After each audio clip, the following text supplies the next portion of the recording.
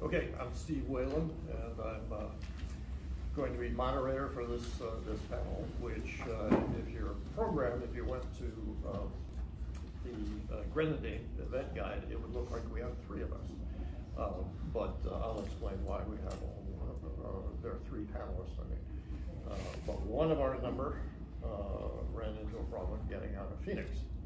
So at any rate, I will come around and tell you who I am, but essentially I'm with CCL in the Gaithersburg Germantown chapter. And it's my privilege really to speak with you and work with these gentlemen about national security and climate change. So first, I'm going to introduce Bill, who is to my immediate left. Bill Burris. He works at Andrews Air Force Base, which I guess is that a joint base? Yes, it is. Yes. And of course, you may know it as being the home of Air Force One and a number of the different things in the Transport Command. But he is specifically in the area of environmental concerns. And what's good about it's an environmental restoration program manager, which if you know anything about the service in here, a program manager is fairly weighty responsibility.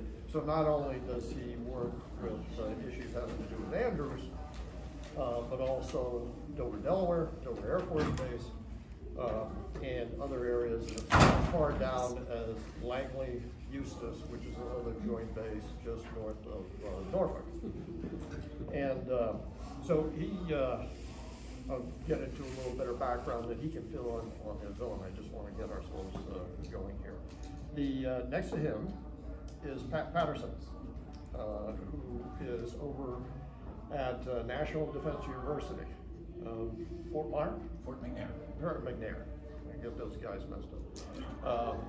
And that the National Defense University is composed of a number of different, what do we call them, colleges, right. And so Pat is in one center that deals specifically with some international, with a focus on Latin America, but a number of different issues, not just climate change, but across working the national defense, national security, with international stability, instability in some cases. So I'm going to ask Pat if he could kind of start us over on a high-level view from what he does at NDU, and then Bill will bring us down into our region, our Mid-Atlantic region, and some of the challenges that are faced by the installations, the facilities that are in our area. Thanks very much. Thank you for the invitation to speak with you today. Thank you, Steve and Sabrina, for organizing all this important work that we're doing here. Just briefly, I want to talk about some of the research I've been doing related to climate change. I've published a couple articles, done studies on it, both how it impacts the stability of countries that are partner nations that are downrange, as well as a focus internal to the United States as well. I'm a former Navy officer. I graduated from the Naval Academy in Annapolis, not too far from here, and I spent 20 years in, 24 if you count my academy time. Absolutely had a great time, but I saw, as I traveled around the world and lived abroad with my Navy career, some of the problems started to emerge a long time ago. So I'm a professor of practice over at Fort McNair at National Defense University, and so I'm working for the government, but what I'm talking about today is not representing the government. I'm here on my own, as a private citizen. Nothing what I'm going to say reflects the position on climate change from NDU or from my specific center, or certainly from the government at large, okay? So I have to be clear about that because it's a politically sensitive topic, as everybody's aware of. The topic I'd like to share with you today is exactly how climate change produces insecurity and instability in countries. It could be some of these natural disasters that we face in the region, not just in Latin America, but in other places, can really be a country killer. A giant earthquake or hurricanes and stuff like that can really have devastating impact on these countries. So from the Pentagon's perspective, the Pentagon refers to this as a catalyst for conflict. Climate change by itself is not a cause for insecurity, but it can cause exacerbating problems to weak institutions, weak governments. It can overwhelm the capacity of a country very quickly. And this is a term, the catalyst for conflict, or threat multiplier is a term that they've coined in the Pentagon. And of course, the military planners love to look toward the future to think about what's coming. So we're prepared for it. We're budgeted for it. Our personnel are prepared for it. We've got the right equipment, et cetera, et cetera. Okay? So what I'll share with you today is some of the research I've been doing, some of the stuff I've published. If you're interested in this topic, there's a brand new book out by Michael Clare. He's a great author. He's published a lot of stuff on national strategic assets and oil and stuff like that. This came out in November. It's called All Hell Breaking Loose. And it's the Pentagon's plan for some of the climate challenges that we're facing in the future. Aside from what's happening in the United States government, the Pentagon and the Department of Defense are paying very close attention to what's, in my personal opinion, to what's happening. We consider this to be a major concern, not just to our own bases, and I think Bill's going to talk to briefly about that, but also how, as I mentioned, it can cause insecurity and instability in some of our partner nations, which the United States then has to respond to because we have a big role for humanitarian assistance and disaster relief. Okay? So five categories, in my opinion, of the ways that climate change can induce insecurity. First, disasters, natural disasters specifically. We know that hurricanes are growing, becoming more powerful, becoming more frequent, and stuff like that. Forest fires, that kind of stuff. And I'll talk specifically about each of these very briefly so I can cover these issues, and then we can save time during the Q&A to address them more specifically. So first is disasters. Second is humanitarian assistance. When these disasters occur, there's an immediate response, but then over the long term, the United States provides assistance to our partners. These might be tent camps, these might be field hospitals, this might be trucking in potable water for the victims of some sort of climate-related problem that's occurred. That's number two. Urbanization. There is a growing field of study amongst scholars about how when people are abandoning their farms in the field because they're dried up or potable water sources can no longer provide, they abandon their farms and they move to the cities. This urbanization effect can really overwhelm the capacity of a government or of a city to provide utilities and services for its people. I'll go into more detail on that.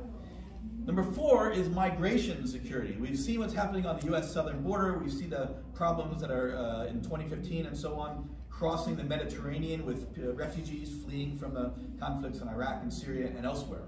If we think we've seen problems, if we think these problems that have been occurring recently are troublesome, we are in for a rude awakening in the future as droughts, desertification, and all kinds of other problems increase the magnitude of refugees trying to make it to an area where they can put food on their table, water for their families and stuff like that. That's number four, okay, migration security. And then the last is stuff you hear about water wars and conflicts over resources. And we've seen lots of examples of this in the past, and we can predict relatively well where these water-depleted areas and water-limited areas are going to dry up even further in the future. That's number five, conflict over resources, okay? So I'll go very quickly in just a few minutes to give you some examples about each of these.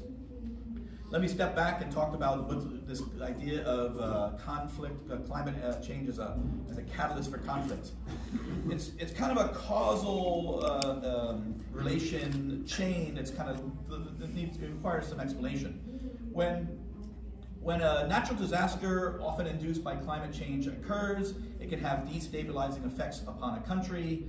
It can, especially those that have weak institutions or poor tax collection abilities, or poor civil defense organizations. And in Latin America, in the Caribbean, the region where I've worked, and I've spent a lot of time in Africa as well, I would say most of the developing countries or undeveloped or underdeveloped countries have troubles with these issues. And so very quickly, a climate change problem can be overwhelming for these countries to provide.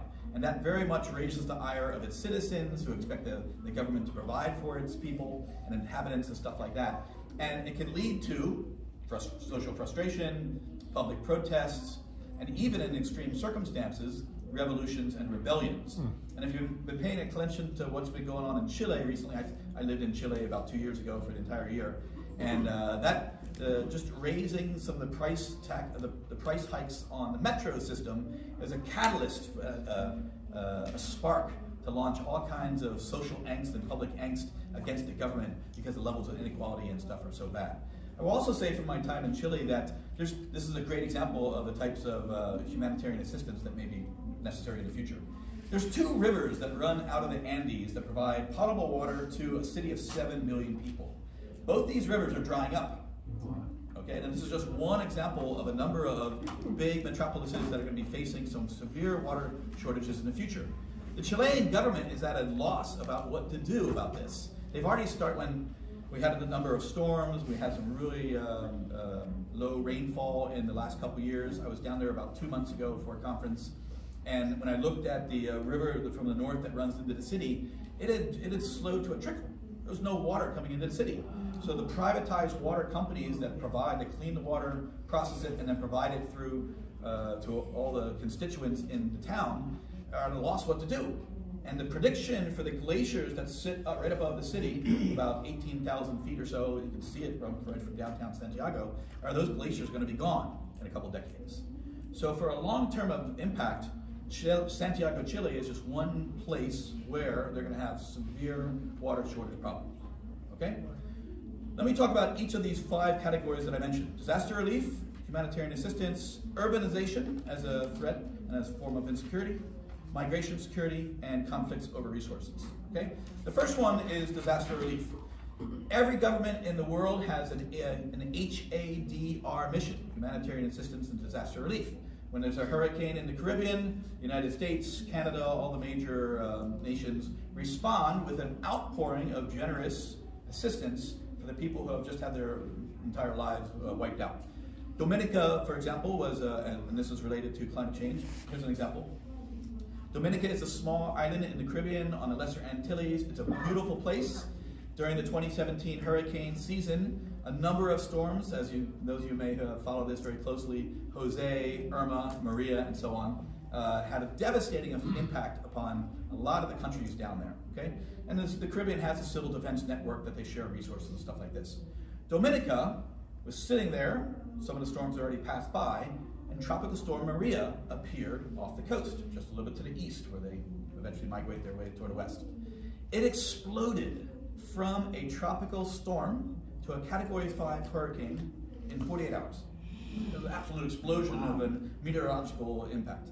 And it rolled across Dominica like a giant lawnmower, devastating everything in the path. Okay? Dominica is a small country that doesn't have a lot of resources. They have a military, it's more of a Coast Guard and a Civil Defense Network. And they had no means of responding. Dominica was almost wiped out. Just a little bit north of that, Antigua and Barbuda also got hit by Hurricane Irma. And for the first time in the history of the country, Antigua, was evacuated. 100% evacuation for the first time in this country, in the country's history. Okay? These are some examples of the disaster relief responses the military has to be prepared for. Okay? And what we're seeing in Australia right now is the largest peacetime evacuation effort ever by the Australian Navy as they pull people off the beaches near Victoria, just a little bit sort of north of Sydney, as they have escaped to the beaches to escape from devastating fires. And the military, the Navy, has gone ashore with amphibious craft to evacuate the personnel off the beach and save their lives. Pat, can I just interrupt you for a little bit? Because I want to, first, I think you've been able to get those 5 points out there, okay, and then I think we'll wrap around and get some of the details on it there. Okay. So, Bill, you work more at the local area, and particularly where we're interested in the Mid-Atlantic region. So, and I know you've also taken a look at some of the storms that have affected those installations, and flooding, particularly, and then extreme weather. So, could you go into that a little bit? Sure. Well, before we get started, I too have to do the caveat thing. So, my name is Bill Burris. I'm the Environmental Restoration Program Manager for Joint Base Andrews. I work for the Air Force Civil Engineer Center. I also provide additional support to Dover Air Force Base and Joint Base Langley, Eustis. My background is as a geologist, an environmental professional, environmental regulator. It goes back a long ways. I clean up old DOD messes. That's my job. I am here as a private citizen. Everything I say here has not been vetted through the appropriate channels, so on and so forth. So in some senses, maybe you could, well, maybe what he's saying is... But he has real pictures. Yeah, I have I got some pictures. If you want to get up to make sure, so what I was doing was done. We'll get to the pictures in a minute. But anyway, I just wanted to make clear that anything I say here is not necessarily the opinion of the United States Air Force, and in many times, probably not.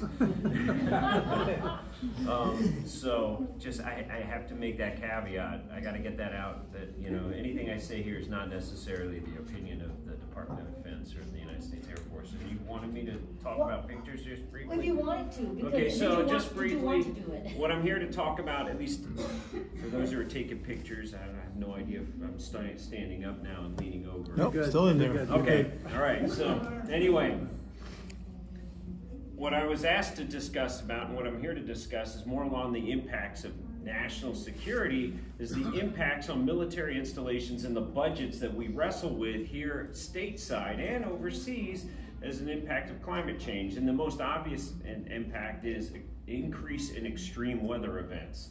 And so, for example, Tyndall got nuked really badly by Hurricane Michael.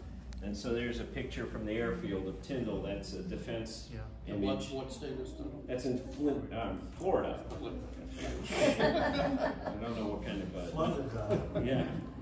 All right, so just cycle. This is the abandoned air tower. The air traffic control tower had to be abandoned because it was so badly damaged, and they quickly set up a mobile tower and brought it in so that the mission could get back on its feet as quickly as possible. We'll just cycle through some more pictures. This is a dramatic picture from the news. It's a little misleading because, oh my gosh, there's an F-15 on somebody's front lawn. But the truth is that was a plane on a stick. It had no engines on it. So the military operational assets were taken care of. They were either moved from Tyndall before the hurricane arrived or otherwise locked down and secured. I wish we could say the same for the buildings and the infrastructure at Tyndall. We lost many, many buildings. Keep going. For example, the chapel got nailed really badly. And actually died.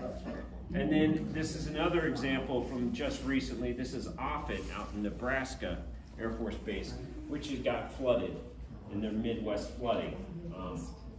So keep going. And then if you want to get a sense of, here's the budget.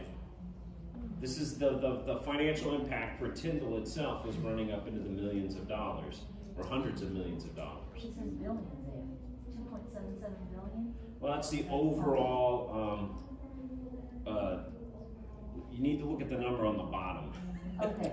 But anyway, yeah, it's a part of the 2019 Disaster Recovery Act had a chunk of money specifically for Tyndall, so, and Offutt, right? And again, there's Offutt flooding there. That's the last slide. You have the picture of the dog. We got to get to the all factor. I couldn't bring that one. So oh, okay. So. Well, anyway, we had a picture of a military working dog being evacuated from Joint Base Langley Eustis in front of Hurricane Dorian and being transferred up to Andrews, where it hang out with all the dogs and me. So. All right, well, thanks very much, Bill. And I mentioned that we're going to have a third guest on here. And this is Jerry Galloway. And I would urge you, by the way, because you can find him on YouTube. Usually he's giving testimony before congressional committees, a lot of it having to do with transportation.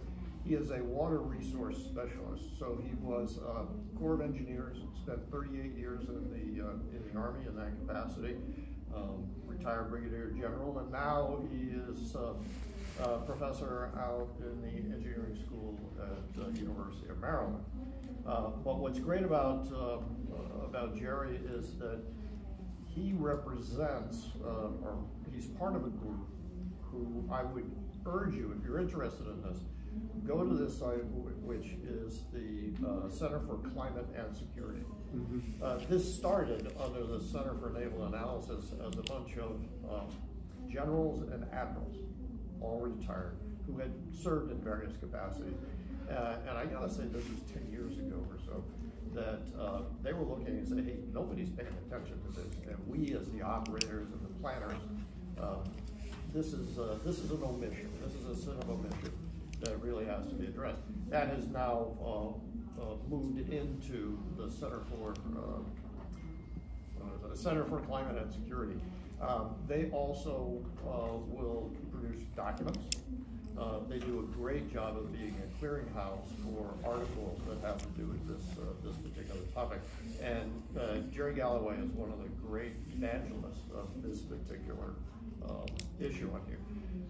So the story was that he was going to be back here. He was taking a flight with his wife back from Phoenix. They got out to the airport and his wife fell. And she was in the hospital.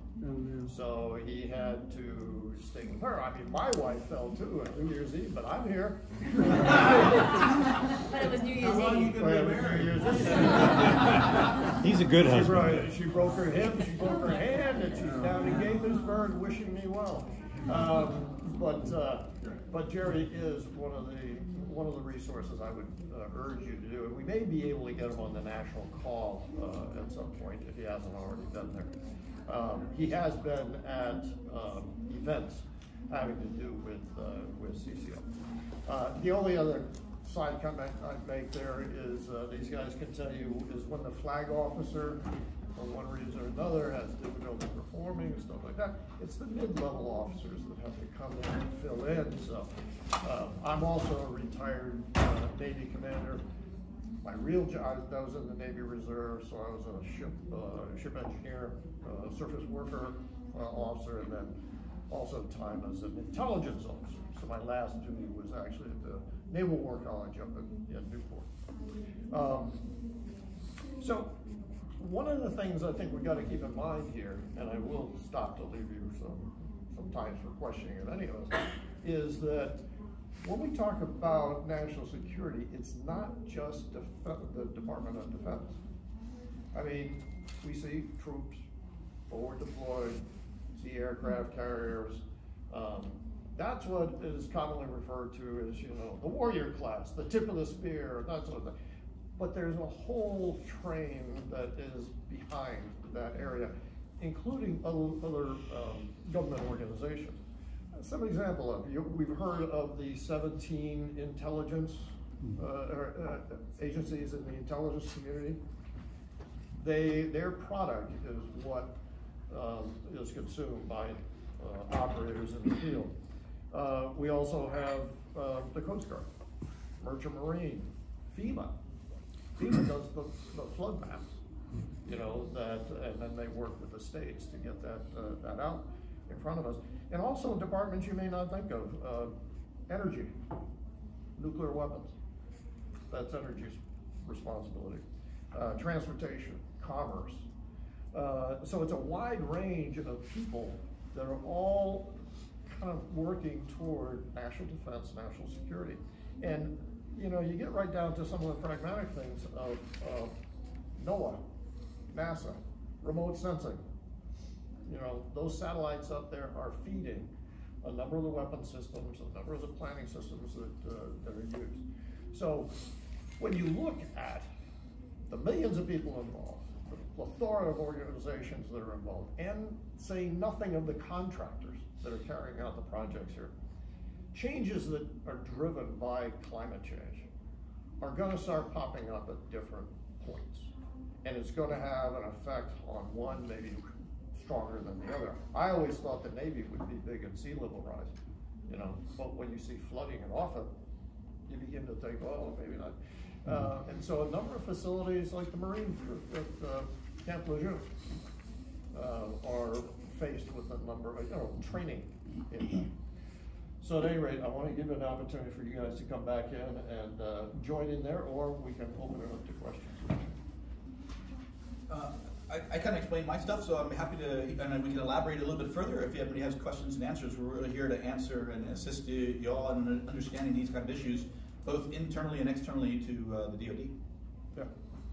So we've been hearing from the Department of Defense now for many years, starting with the quadrennial defense reviews of 2010 and 2014. I was at the Copenhagen Climate Conference and heard David Titley, oceanographer of the Navy, online with members of the Pentagon describing the risk to national security from climate change. So this has been, you know, something which has been around for a long time. So my question really is this: given all the instabilities that you described, some of them are going to, if you know things get worse the way it's projected to get worse if we don't act robustly on climate, are going to be affecting the supply chains of business that work on a just-in-time basis. And so if we have country instabilities, if we have governments that are under pressure from you know, migrations, all the other effects that you've looked at, have there been studies by the Defense Department or by others on possible business instability, economic instabilities? Mark Carney from the Bank of England has been talking recently about this sort of thing. My question is whether or not there have been studies by the Defense Department itself on this kind of effect. None that I know of, specifically on economic supply chain and transport and commerce impacts related to climate change. The government or the DoD in the past couple of years, the past 3 years specifically, has kind of stepped back from any sort of climate change planning. We did some important stuff that you probably saw in the past, but right now everything's kind of in hold.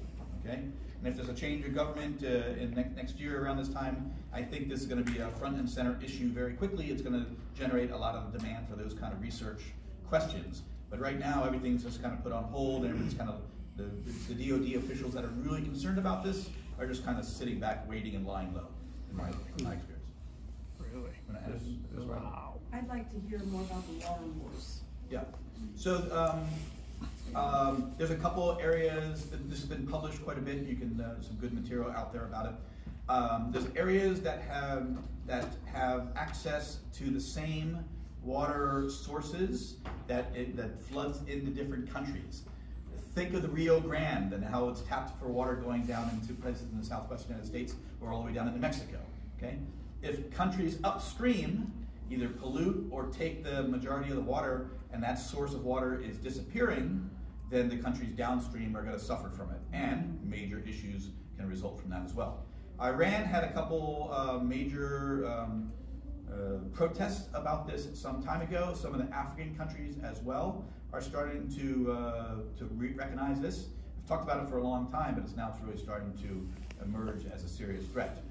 One example from my region in Latin America is the Guarini Aquifer, sitting underneath Uruguay and parts of Brazil and Argentina. That is a massive source of potable water, and that's being depleted very quickly. There's no discussion, just really some discussions that emerged recently on how to control access to that so we don't run it dry. And all three of those countries that I mentioned, Argentina and Brazil and Uruguay, are tapping it really, really fast, but there's been no discussion on what to do. As a result, Sao Paulo, one of the largest countries in the entire hemisphere with about 25 million people, almost ran out of water about 3 years ago. And the reserves, because it was a very extremely dry season, the reserves went down and down and down, and they actually had to cut and ration water in a city for 25 million people. So we've got about a half an hour left. I want to make sure we get as many questions in. I just want to thank you for being here. It's really important to get this message out. Mr. Patterson, I totally agree with your 5 points, but frankly, I think this administration, with its America First philosophy, doesn't really care about any of this stuff. Refugees, who cares? Hurricane your country, that's your problem. Does no one at the Pentagon have the moral fortitude to speak up about this stuff that they know is happening? Have either of you ever spoken to Congress about this?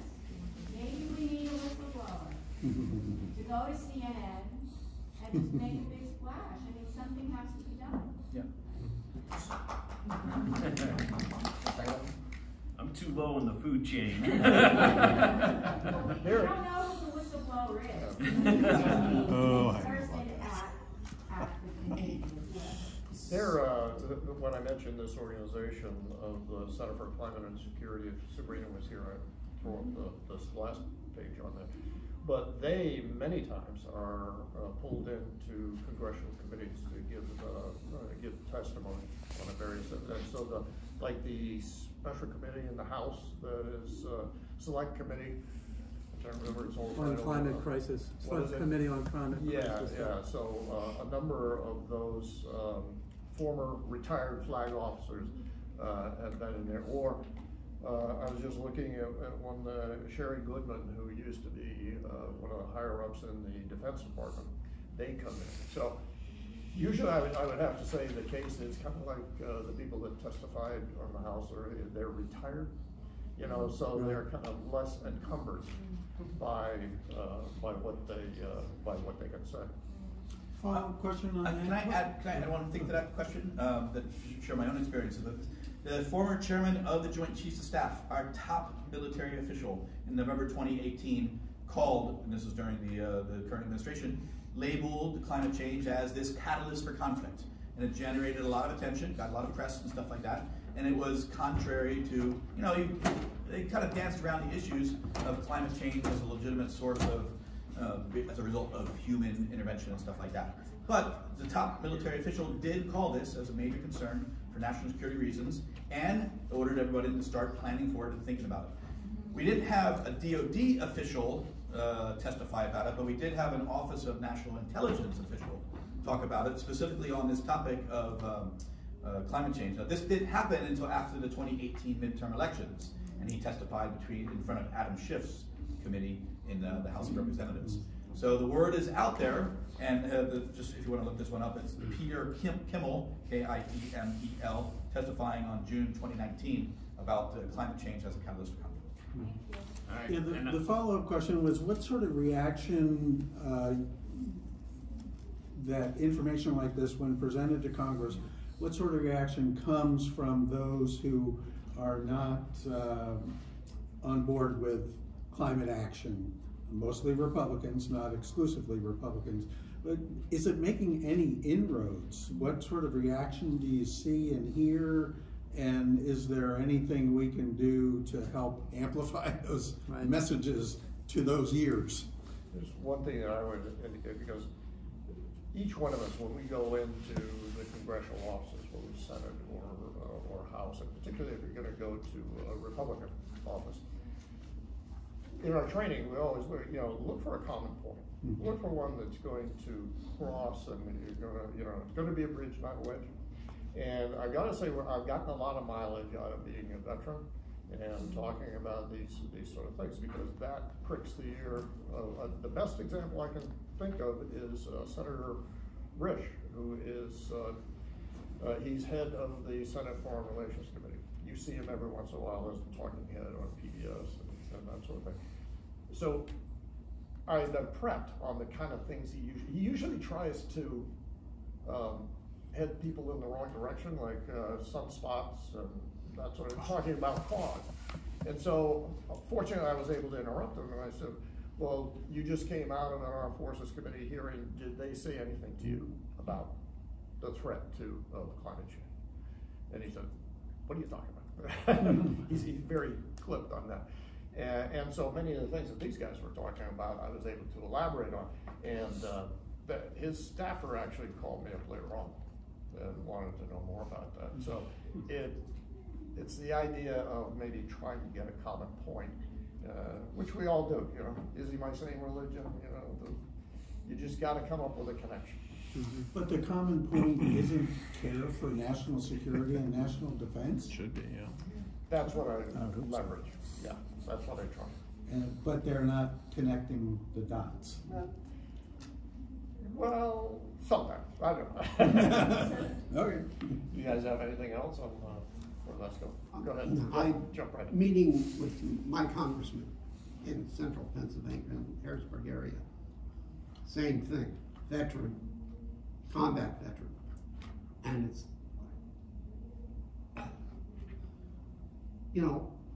what is it? You have more access to, he's also Brigadier General in the reserve. He's got more access than I do to all this information. He knows, but you just run into the wall. But maybe eventually, maybe you can squeeze through the wall if you're nice enough. Let me just cite two other documentaries that I think many of us have seen. One is called Tidewater, and which has to do with the Hampton Roads area and all the bases. And you're familiar with Eustis and Langley. Maybe I'll ask you a little bit more about that if you've seen that. The other one is the burden.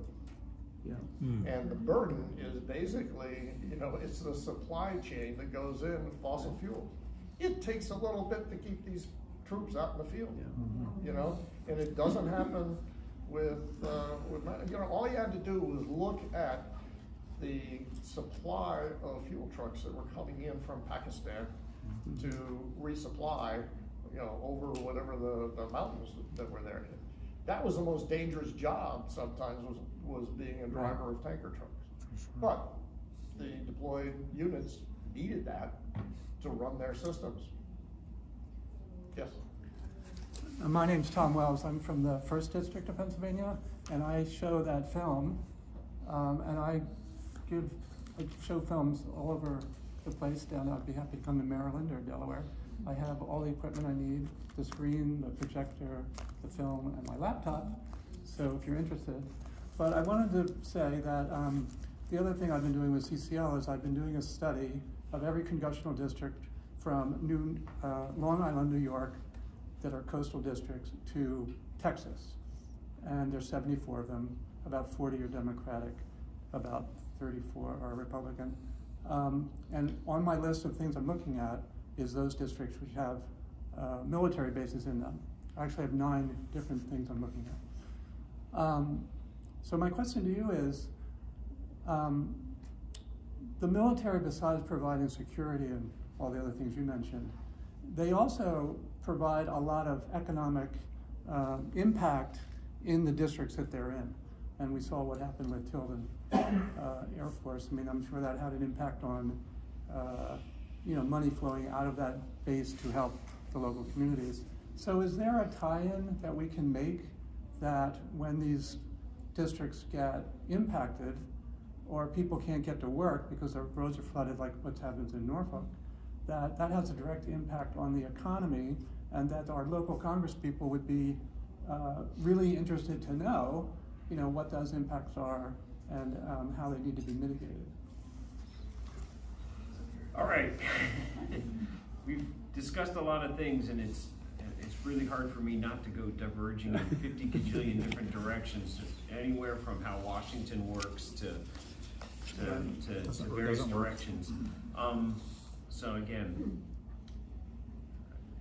the minute you say, in my humble opinion, that means your arrogant opinion. In my arrogant opinion,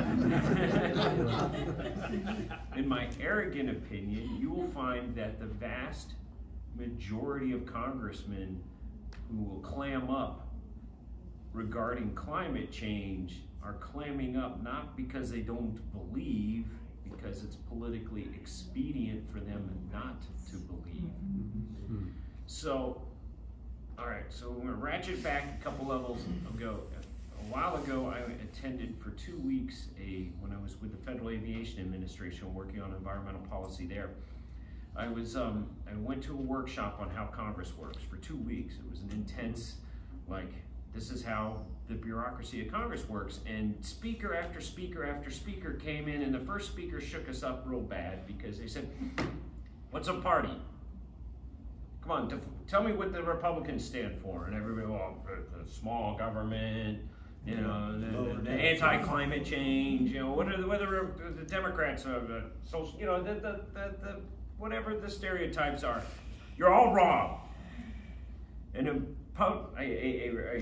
political party has only one job, regardless of whether it's Republican or whether it's Democrat. The only job they have is to get their members elected. Stay in power. Not even stay in power, just get their members elected. And so what's happened in the United States of America, and this is what's happened in discussions afterwards, and speaker after speaker referred to the issue as a gerrymandering as the primary cause of this, is that because we have gerrymandered the states to such an extent, and Maryland is not an exception, I live in the great state of Maryland, is that now elections are no longer decided at the general election level, they're decided at the primary level. Okay? So what happens is, in a primary level, all of the groups on the fringe, the ultra-conservative, the ultra-liberal, depending on where you live, so on and so forth, have far more voice because they're the ones who are far more active. And as a result, if you're a conservative Republican in a conservative Republican district, you cannot show any willingness to compromise or weakness or whatever in the results, because as soon as you do anything that shows compromise, weakness, so on and so forth, the next primary, somebody could stand up and goes, he compromised, he said, he showed some, whatever the issue may be, and as a result, they get booted out of office at the primary level. And so this is an impact all across the Congress. So how do you try to shake that over in terms of climate change? Well, I suspect that if you start talking to Congress folks who you think of as being traditionally anti-climate change, I don't believe in climate, it's not human sourced, whatever the issues may be, what you need to start talking about is maybe ratchet back less from climate change and more talking about resiliency. Yeah.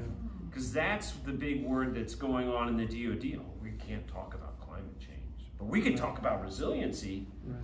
We can talk about trying to set up systems, and then all you need to do is take the next step and remind folks that the major component, the easiest thing we can do to help slow down climate change, the low-hanging fruit, is energy conservation. And once you start working through, there was a brief time in 2010, 2009 timeframe where there was this weird confluence of events where environmental people and defense hawks could actually get into the same political bed and go, hey, we're all together in this. Okay? And that was when, oh my gosh, defense hawks are going, why are we spending all this money, sending all this stuff out overseas, so, this national defense status? It's to protect our energy supply, the Carter Doctrine, making sure that all that Arabian oil gets to the US, so on and so forth. Why are we doing this? To ensure our energy supply to the nation. And the environmental guys are going, you should conserve energy. And the Department of Defense is going, we should conserve energy. And at one point in time, and then we found all this oil in South Dakota, and then the defense hawks kind of drifted away. Anyway, I was just trying to say that if you're trying to look for an avenue to discuss these kind of issues with Congress people who are resistant to climate change, then maybe what you need to do is start approaching that terms to resiliency. There's many a congressman out there who go, there's no such thing as climate change. He goes, well, what are we going to do to help your district become more resilient in terms of recurring flooding? Well, so suddenly they perk up. Right. Okay, extreme response to extreme weather events, drought, so on and so forth. All of these things that are wildfires, the whole 9 yards. When you start talking about, okay, now what can we do to help prevent these disasters from occurring, and then try to circle back to energy conservation and the other things that are associated with climate change. That's my recommendation. I think we have 15 minutes left, 12, 15? Yes, right. I think we ended 12, 15 minutes. Good, good. Was there anything that got Tom, I like your idea. I think it's right on the money. There's base studies that have been done, ordered by the top military officials, that show exactly which bases are most vulnerable and at risk, and approaching the representatives that control those districts and letting them know that those bases are going to go away unless something is done, maybe get their attention. And I agree completely with Bill's ideas of using the terminology that's not so antagonistic to the people who have questions about that. Environmental security, resiliency, and stuff like that really seems to, you can't say the four-letter word of climate change, but you can talk about environmental security, and that'll get their attention. So Naval Academy in Annapolis is one place that may, and a whole bunch of bases along the East Coast are ones that really are at risk of being shut down and relocated because of this. And so it's very obvious that it's going to have a major environmental, economic impact for those districts. Actually, when you mention environmental security, I know a phrase that I've seen in this group or some of the testimony is water security and food security. Yeah. So is that something that you've done in some of your research? Yeah, that's actually part of the category of the migration, security, and the competition for resources is food security, water wars, and stuff like that. And that's becoming a major issue a lot of people are looking at. Gotcha. Yeah. So recently, I can't quote the name of the article, but it was a Pentagon study that was recently published on this over the last month. I read about it on some NPR news feed. The Pentagon actually concluded much of the scenario that you're depicting in your 5 different, that they couldn't support this disaster that's coming within the United States, not in the world, but in the United States. Wow. And that the issues of grid failure, just people turning up their air conditioners because it's too hot in the summer, and the scarcity of water and the droughts and all of the crop failures and other things that are going to happen within this country. Look at California. This is, I can't understand how the government can have its own Pentagon study the problem and then ignore it as if it doesn't exist. You mean Congress ignoring it, or the people that are? I mean, if I were presented with that information, I'd be looking around at people saying, "Come on, guys, we got to get the loop wheels." This is kind of what Marshall Saunders had in mind 10 years ago when he went to see, okay, what's going on? Crickets. I think it's this may not be that important, but I think that it's this phenomenon that historians are going to be writing about for hundreds of years, the lack of moral courage. That they put their elections and their finance, they put everything before the good of mankind. It's just staggering. Sabrina? So I just wanted to mention that I certainly understand the frustration, and yet what have begun to realize the past few years is my own tendency to ignore facts that doesn't fit within my worldview. So I've been trying to, I guess, be more generous about that. Even though there's all these facts, I think it's really difficult to figure out exactly what steps to take.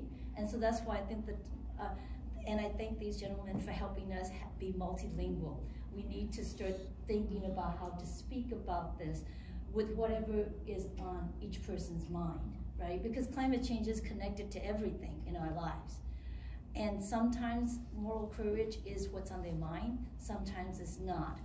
Sometimes it's the need for a balanced budget, which we can actually help with energy conservation and balance our budget, things like that. So I really appreciate that we're having these different languages, and I emphasize that really we all tend to ignore facts that are disconnected to our worldview of what we want things to be and what we think we are, right? So I'm trying my hardest to be as generous to everyone in trying to understand that, and I understand your frustration, but I think that's one of the things that need to change, that we need to talk about it with whatever is on the people's mind. Actually, that's one other point too, that I think a lot of planners in Pentagon would have. They don't spend a lot of time worrying about what is the cost. What is driving this change? The focus is, well, what do I do now?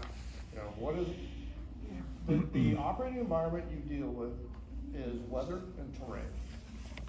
Those are the things. Well, the Weather Service is reporting to you, you've got these changes so that you can't take off aircraft at certain heat levels there. Mm-hmm. That impinges on your ability to train. So I think you would get nowhere by going to the Pentagon and starting talking about is a volcano, sunspots, anything. Don't worry about that. It's basically what do I see in the field, right? And that's great because that's dealing with evidence.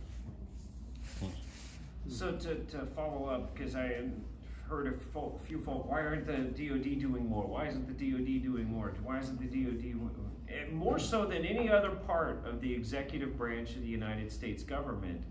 The commander-in-chief is the commander-in-chief. Well, God help us.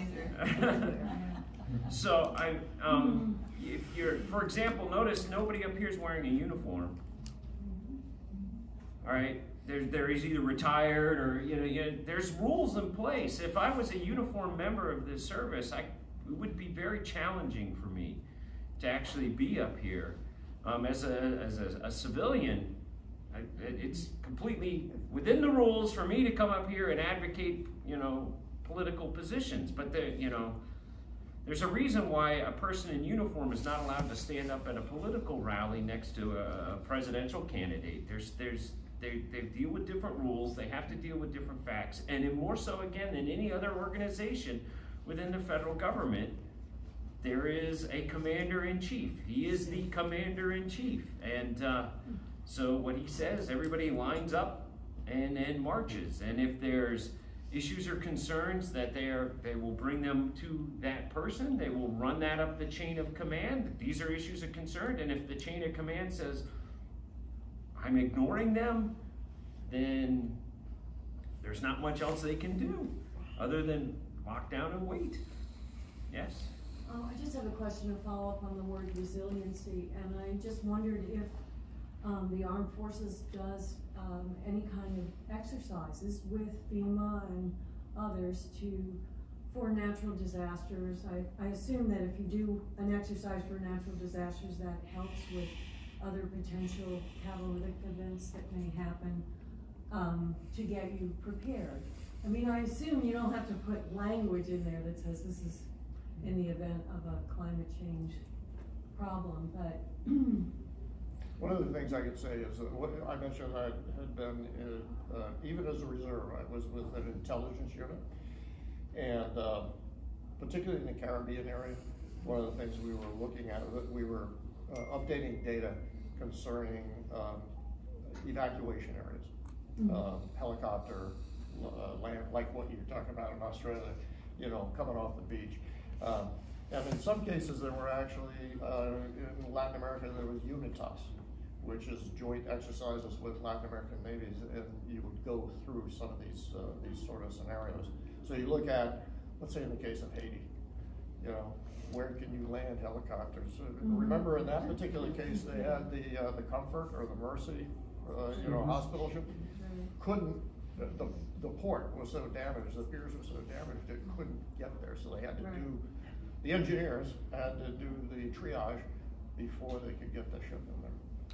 The short answer to your question is we do that kind of training and rehearsals all the time, with all across the entire interagency effort of the government, planning for disaster relief and humanitarian assistance. And I was in Guatemala about a month ago looking at attending an international conference on search and rescue efforts, because if an earthquake hits Guatemala, then all kinds of neighboring assistance will come in. We have to know exactly how to do that. And we do exercises based upon those kind of scenarios as well every summer.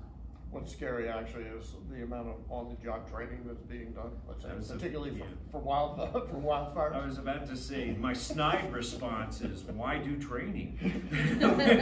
We have plenty of activity as it is that isn't training. We're doing it in the real world all the time. But that was me being obnoxious. Yes, sir. 4 minutes left, everybody. If you got a question. So I've heard talks by military people, mostly retired, I guess, about renewable energy projects that were in various branches of the military. These were before the current administration. My question is, what's happened to those projects? Are they still there? Or have they been canceled? I know in the Navy there was a separate task force. The Navy does terminology, and we have a task force on there, and they shut it down. So that's not all that encouraging. You want to answer? I got it. Okay, so I have some answers. The answer is the level of interest in alternative energy projects within the DoD has decreased dramatically as a result of the fact that we now have plentiful stateside energy. Natural gas and Bakken oil. Between the two, that source of pain to the DoD has been decreased dramatically. And so the level of interest in alternative energy has decreased dramatically. But having said that, the Air Force was a leader in developing, and still is a leader in developing biofuels and other alternative fuel sources. It's just that the level of interest in that has decreased dramatically, especially under the current commander-in-chief. Michael Clare in his book actually has an entire chapter dedicated to these renewable resources that a lot of the bases and stuff are adopting. I read a review of this. It sounds like a great book. I'm gonna have to. We have a hand. When you say level of interest, does that mean like level of funding? Like you say, there's still this stuff going on, research in biofuels, but like the level, yeah, you call it level of funding, but funding is a weird, strange beast. So think of it as percentage of funding of the overall DoD budget. It has decreased dramatically. And the DoD has many budgetary pressures on it now that are in many ways unprecedented, one of which is a commander-in-chief who says, oh, you want to build all these things? Well, I want to build a wall, so I'm going to take your money away from you to build, you know, things along that line. There's strange, bizarre things that are going on within the DoD funding but the point is like, say in 2015, you could have gone to the Navy NAVFAC, Navy Facilities website, and you see page upon page of interesting pilot projects and stuff across the Navy. And now if you go to the Navy NAVFAC webpage and look at alternative energy, you'll maybe get one splash page showing a solar panel, and that's it. 30 seconds apiece for parting comments. Doing the first. I got none. Oh, no, I got some. Right, so in alternative energy, everybody talks about it and so on and so forth, but I want to just do a very brief example. We tried to think of putting in solar panels at Joint Base Andrews way back in the day, and it was poo-pooed by the pilots because they were worried about flying and light reflecting off the panels actually impacting. My point is that we all, from a certain point of view, from a sky-high level, it's really easy to go, oh, it's conservation, so on and so forth. But I'm here to tell you, environmental stuff is really hard. It's hard. And so these alternatives, yes, we should look at them, but on the other hand, just getting it done is going to be hard. Okay, thank you. I would leave you with two general ideas that I'm trying to communicate as part of my presentation is first of all, the security issues associated with climate change are going to become much more severe, and the demand for our HADR assets that go around the world doing this kind of stuff are going to become much, much higher. So the military, I think, recognizes the need to put more funding, more personnel, more equipment into those kind of assets so they're available when the time comes. And the second part is really more along Bill's line is the internal threat to our own bases. We have about 1,200 bases in the United States, and a lot of those are under threat from climate change risks as well. And there's a lot of attention being devoted to that in addition to not just the external threat associated with it, but also the risk to our bases and the costs that'll be incurred fixing places like Camp Lejeune and Tyndall Air Force Base or the Naval Academy and other places. So it's two elements I'd encourage you to think about as we finish up. I'd like to express my appreciation to you as an audience. You had some great questions. We